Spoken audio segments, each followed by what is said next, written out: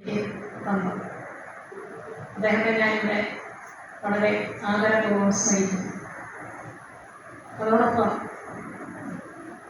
തത്വചിന്ത ഏത് രീതിയിലാണ് മനുഷ്യരെല്ലാവരും തന്നെ ഗ്രഹിക്കേണ്ടത് എന്ന് ഏറ്റവും നന്നായി വിശദീകരിച്ച ഒരു മഹത് വ്യക്തിയാണ്, ഒരു ജ്ഞാനിയാണ് ബ്രഹ്മാനന്ദ സ്വാമി ശ്രീ. അദ്ദേഹം ഒരു ഈസങ്ങളുടെയും പിന്നാലെ പോയിട്ടില്ല.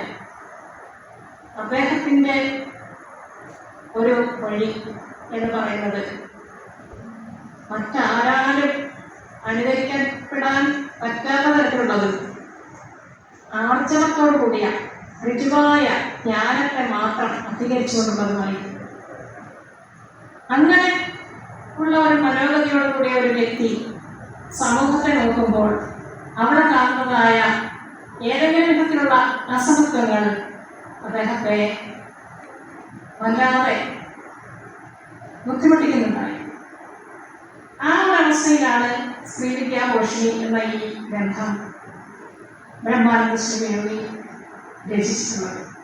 അതുകൊണ്ട് തന്നെ തത്വചിന്തന്മാർ എന്ത് എന്ന് ഏറ്റവും നന്നായി മനസ്സിലാക്കിയ അദ്ദേഹം യഥാർത്ഥത്തിലുള്ള, അതായത് അർത്ഥം വെച്ച് നോക്കുമ്പോൾ തന്നെ മറ്റ് പ്രചാരത്തിലുണ്ടായിരുന്ന സ്വാമിമാരെക്കാൾ സ്വാമി എന്ന പദത്തിന് അർത്ഥം തന്നെയാണ്. ഏറ്റവും യഥാർത്ഥത്തിലുള്ള സ്വാമി അദ്ദേഹം തന്നെയാണ്. സ്വാമി എന്നാൽ യജമാനത്തിലുള്ള അർത്ഥം. യജമാനൻ എന്ന് പറയുമ്പോൾ അവിടെ ഉച്ചനീചത്വം വന്നു ചേരുന്നവരുടെ സംശയം തോന്നാം.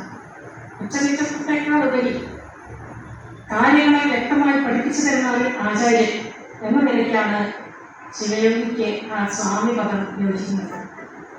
ഏറ്റവും അനായാസകരമായ യോഗമാർഗത്തിൽ കൂടി സ്ത്രീ പുരുഷ ഭേദമന്യേ